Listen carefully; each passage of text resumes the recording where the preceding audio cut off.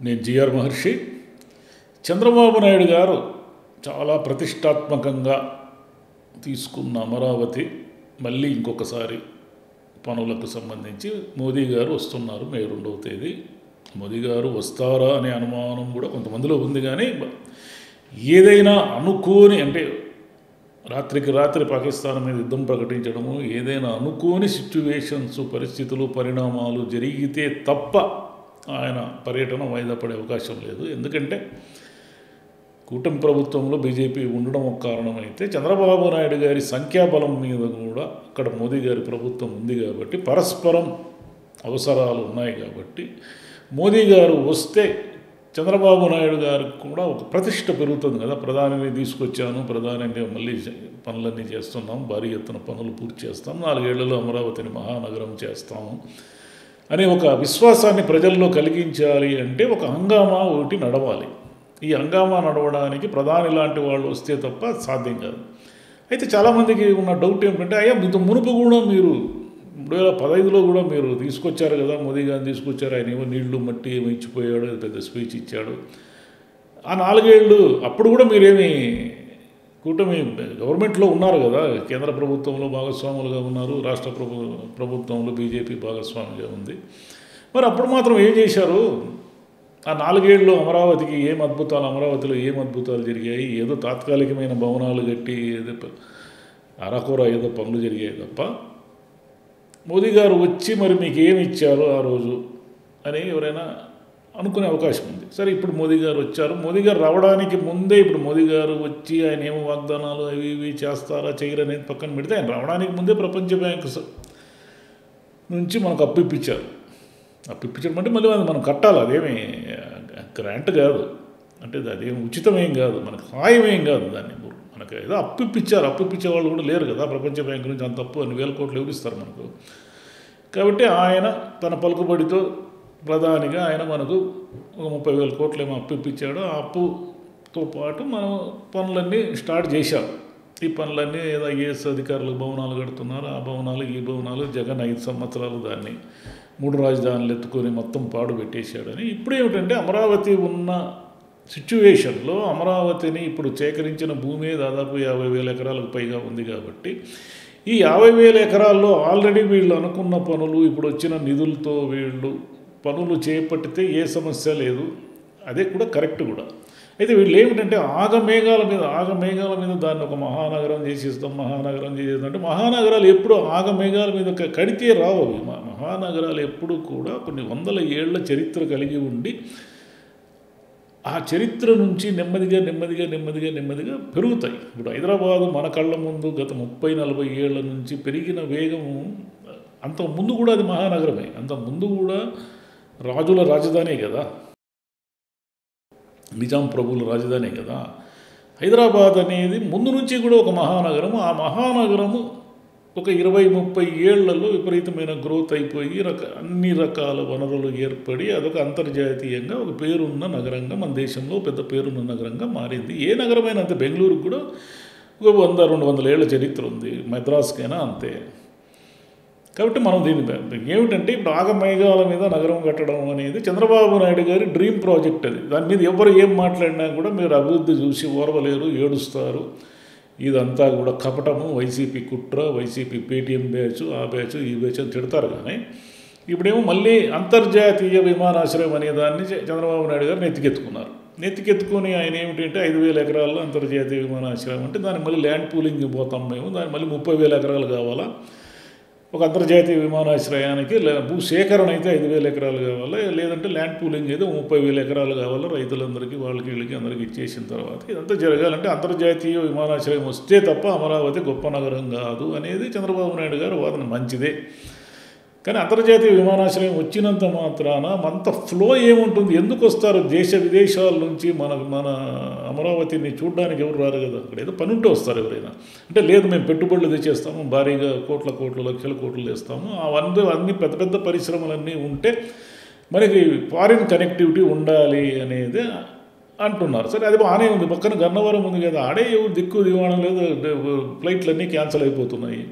ఉన్న గన్నవరాన్ని అభివృద్ధి చేయకుండా మళ్ళీ కొత్త విమానాశ్రయాన్ని ఎత్తుకొని మళ్ళీ ఒక 40-50 వేల ఎకరాలు పూలు చేసి ఇప్పుడు ఉన్న రైతులే కుయ్యో ముర్రో అంటున్నారు. ఏమిటి ఇది 10 ఏళ్ళు అయిపోయింది, ఇంతవరకు గతి లేదు.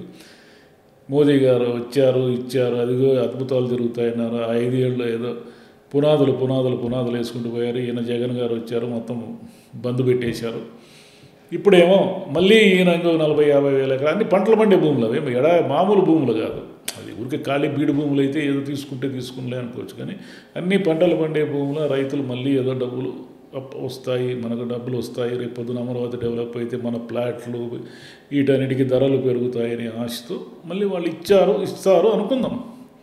కానీ ఇవన్నీ ఇన్ని నెత్తికి పెట్టుకొని ఇవన్నీ ఎప్పటికి కంప్లీట్ అవుతాయి, ఏం చేయబోతున్నారు, రాష్ట్రాన్ని ఆర్థికంగా అభివృద్ధి చేస్తాం అంటున్నారు. కానీ ఇప్పుడు ఒకవైపు అమరావతి ఉంది, ఒకవైపు పోలవరం ఉంది, ఒకవైపు ఈ పథకాలన్నీ ఇవ్వాలా, రాష్ట్రంలో పెట్టుబడులు తీసుకురావాలా, లక్షల ఉద్యోగాలు ఇవ్వాలా. ఇవన్నీ ప్రాక్టికల్గా చూస్తే ఎవరికైనా కూడా ఇవన్నీ ఎలా బ్యాలెన్స్ చేస్తారు అని అంటే లేదు. చంద్రబాబు నాయుడు గారు బాగా అనుభవజ్ఞులు, ఆయన ఆర్థిక నిపుణులు, ఆయన విజనరీ, ఆయన కథే వేరు, ఆయన ఉంటే చేస్తారు అని నమ్మేవాళ్ళు కూడా చాలామంది ఉన్నారు. మరి ఆయన 14 ఏళ్ళు పైగా ముఖ్యమంత్రిగా ఉన్నాడు కదా, ఉమ్మడి రాష్ట్రానికి అయితేనే, విడిపోయిన ఆంధ్రప్రదేశ్కి అయితేనే. మరి ఏం అద్భుతాలు చేశాయి, ఏం అద్భుతాలు జరిగాయి? లేదు ఆయన హయాంలో ఎప్పుడో అప్పులతోనే కదా ఇచ్చిపోయాడు. ఏమన్నా సర్ప్లస్ అమౌంట్తో ఎప్పుడైనా రాష్ట్రాన్ని తీసుకెళ్ళి ఇచ్చాడా? ఏమి ఇవ్వలేదు కదా. ఇప్పుడు మళ్ళీ కొత్తగా అప్పులు చేస్తూనే ఉన్నారు. మళ్ళీ అప్పులను ఎవరు కడతారు? మళ్ళీ ఏదో రూపంలో ప్రజలే కదా కడతారు. నేను కరెంట్ ఛార్జీలు పెంచనన్నారు, ఆయన కరెంట్ ఛార్జీలు పెంచారు. లేదు జగన్ వచ్చి ఆ మద్యం పాలసీ అంతా ఏదేదో చేసేసాడు, మొత్తం స్కాముల్లో తినేసాడు అన్నారు. సరే మీరు వచ్చారు, మళ్ళీ లిక్కర్ మాఫియా అందరికీ ప్రాణం పోశారు. ఎవరికి వాళ్ళు వైన్ షాపులు తాగేవాళ్ళు బ్రాండ్లు దొరుకుతున్నాయి, అంతేగాని సిస్టమ్ ఏం మారలేదు కదా. మీరు చెప్పేది మీరు బ్రాండ్లు ఇస్తున్నాము, మేము 99 రూపాయలకు మద్యం ఇస్తున్నాము అనేది ఒక పాయింట్ తప్ప సిస్టమ్ అంతా మళ్ళీ ఏమైంది? ఏ ఊరికి ఆ ఊరిలో లిక్కర్ కింగ్లంతా వచ్చారు. మొన్న జరిగిన వరుసగా హత్యలు జరుగుతున్నాయి. అది కూడా లిక్కర్ మాఫియాకి సంబంధించి పంపకాల్లో తేడా వచ్చిందనేదే. ఇక ఊరూరా బెల్ట్ షాపులు చేసినా విపరీతంగా తాగేస్తున్నారు. సరే మద్యంలో ఆదాయం వస్తూ ఉంది అనుకుందాం. ఉన్నట్టుండి ఏం చేశారు? 3 స్టార్ హోటల్లో ఉన్న బార్ అండ్ రెస్టారెంట్లకి 66 లక్షలు 25,000 ఏమో ఉన్న ఫీజుని తీసుకొచ్చి 25 లక్షలు అంటే దాదాపుగా 41 లక్షలకు పైగా ఫీజు తగ్గించారు. ఎందుకు ఫీజు తగ్గించారంటే అలా చేయడం వల్ల టూరిజం అభివృద్ధి చెందుతుందంట. టూరిజం ఏం అభివృద్ధి చెందుతుంది? అసలు మందుకి టూరిజానికి సంబంధం ఉంది అంటే మీరేం గోవా చేయబోతున్నారా? ఆంధ్రప్రదేశ్ చేయలేరు కదా. గోవా అంటే అది వేరు, అది వీధిలోనూ అడుగడుగున అది ఒక 40-50 ఏళ్ళుగా అక్కడ మద్యం పాలసీ వేరు, అక్కడ మద్యం చౌకగా దొరుకుతుంది అనేది గోవా టూరిజంలో అదొక భాగం.